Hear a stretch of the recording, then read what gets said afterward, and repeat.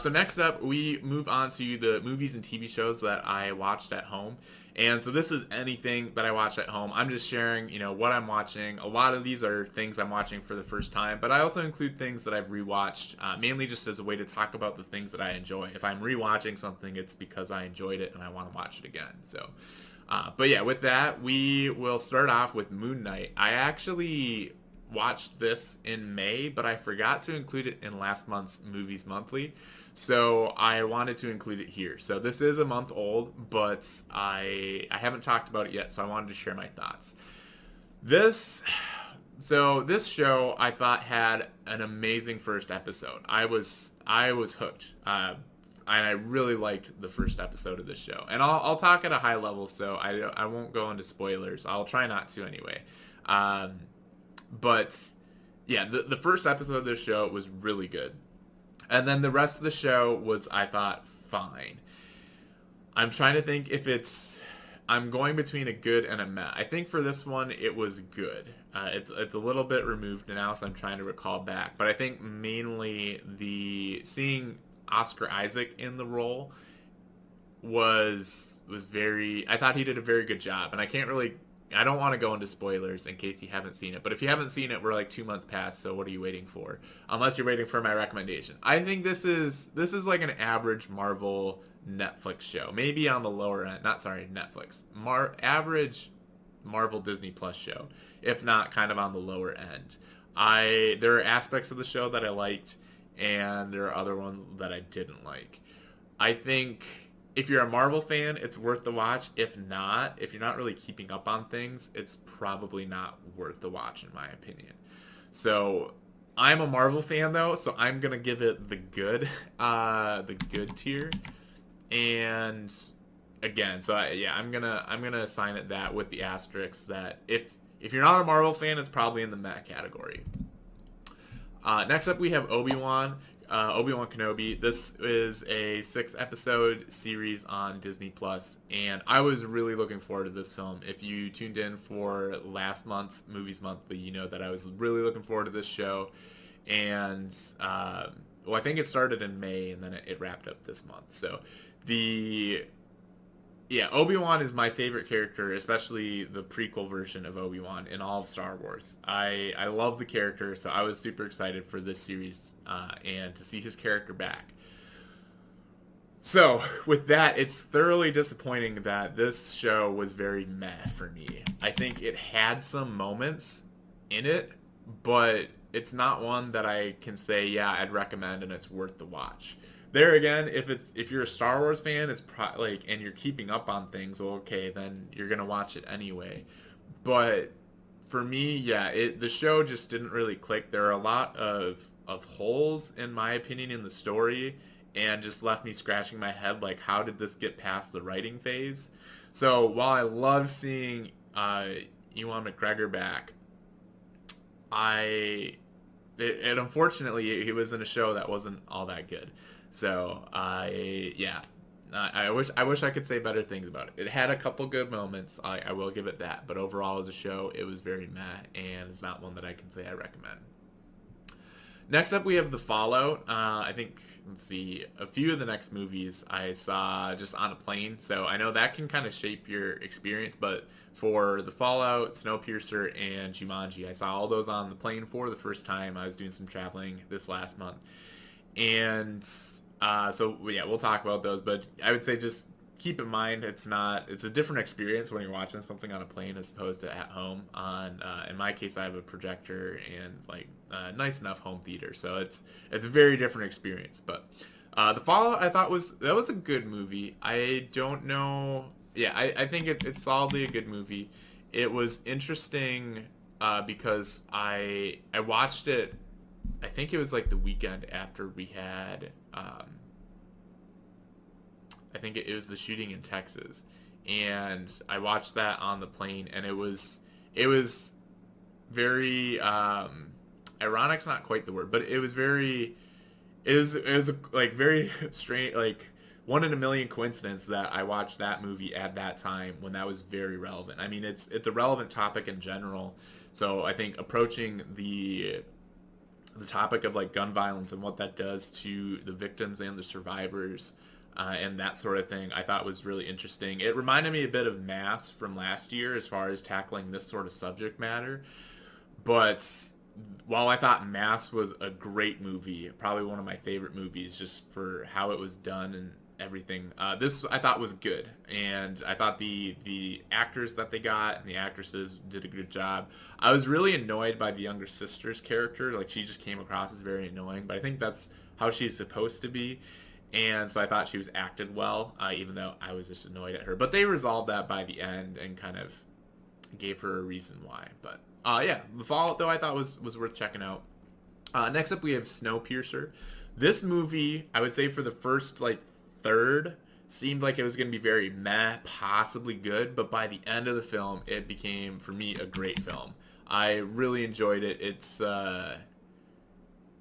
yeah, the second half seems I think very different than the first half, but it's a slightly depressing film. I'm not gonna lie, but I think it's done in a good way, and I don't like I don't need every movie to be happy go lucky. So the yeah, I thought it was well done. There's like a couple nitpicks that I had, like they very clearly. So Chris Evans is the main character, and he's playing a character who's presumably basically starving. But they just like dress him in a very thick coat the whole time to basically hide the fact that he was in very good shape to be playing Captain America at the same time.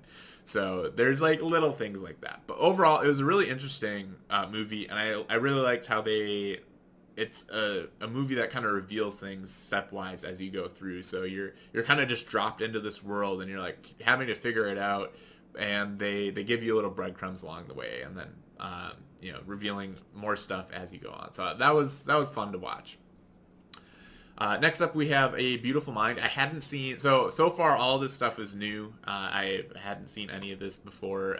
Same thing. So A Beautiful Mind. I've been trying, like, on my movie watch list. What I currently have is I want to get through all of the Best Picture winners since the year I was born, which is 1996. I at least want to check all of those off, and then when I get through those, I might go back and try to check off all the Best Picture nominees and then mix in some other suggestions. But at a bare minimum, I want to do all the Best Picture winners, and I think I was about halfway through at the beginning of this month. I think I had 13. And now I watched A Beautiful Mind and No Country for Old Men, so I'm up to I think 15. But I think I'll try to do maybe a couple a month is my goal. But A Beautiful Mind is my first time seeing it. I thought it was a good film. I think some of these here again. I think the circumstances in which you watch something can greatly shape your opinion of it. I can see why it won Best Picture. But for me and like my personal taste, it's not a great film. It's not my favorite film, but it was good and it was worth the watch. And that's all I'm gonna say because there's potential as spoilers. So the stuff you could spoil about it, I really liked, without going into any detail. So if you know, you know. But yeah, on to Jumanji. This was like sort of entertaining. I can see how it was fun, or I can see why people liked it, but for me it was pretty meh seeing it now, years later. I don't know that I could say it's worth the watch. I'm not upset that I watched it, but it was definitely a meh film, and I think it's the type of movie that is very appropriate for its time. I'm not surprised. I think I would have liked it a lot more if I was maybe younger when I saw it, or if I saw it when it came out. But yeah, nothing against it, but that's just where I'm at in my life at this point. Next up, we have No Country for Old Men. Here again, working my way through the list of Best Picture winners, and I would say this was a good film. The reason I don't have it like better than good, I think there are elements, or is potentially a film that I would have really liked or had as a great film, but at the end of the day, I think it just the story just like I don't know. It didn't impact me as much as I would want a film, like a great film to. So it was worth the watch. It wasn't bad. There's a lot of good elements in it, but not one that I would say I highly recommend. I think there is better stuff out there. And there again, but maybe it's just it probably felt a lot more fresh when it came out, but like I've seen it reminded me a bit of like Breaking Bad and elements of that, which is newer than this movie. So it's yeah, I might have had a different opinion if I saw it when it came out. But right now, at this point, it's a good movie. I think it's worth the watch if you haven't seen it. And then last up is The Adventures of Tintin. This is one that I have seen before. I rewatched it. I actually had my cousin and her husband were visiting, and we watched that. I've got a 3D projector, so we watched it in 3D, and neither of them had seen it before, and they both really liked it. And yeah, I highly recommend that movie. I saw it in theaters way back when it came out. I think it's 2012, maybe 2011 ish. It's like 10 years old at this point, but the animation's really good. The story is pretty good. It feels very much like, you know, Indiana Jones, National Treasure, but still its own thing. It's Tintin, and I wish they would make a sequel to this. I heard their original plans were Steven Spielberg was going to do the first one, and then Peter Jackson was going to do the second one, but because Peter Jackson produced the first one, but they haven't made a second one. So I don't know what's up with that. I would love to see a second one, even though we're a decade past when it released. You can still do it. It's just got to get everyone on board that was involved. So that's what I watched this month, though, for at home.